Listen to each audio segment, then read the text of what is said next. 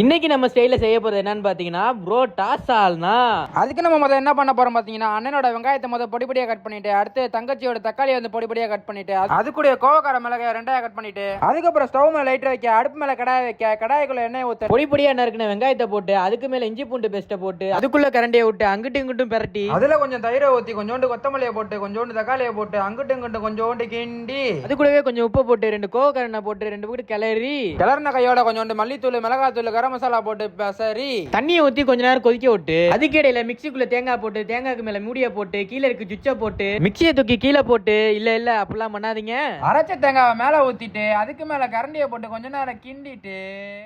3 days later பார்த்தா புரோட்டா சால்னா.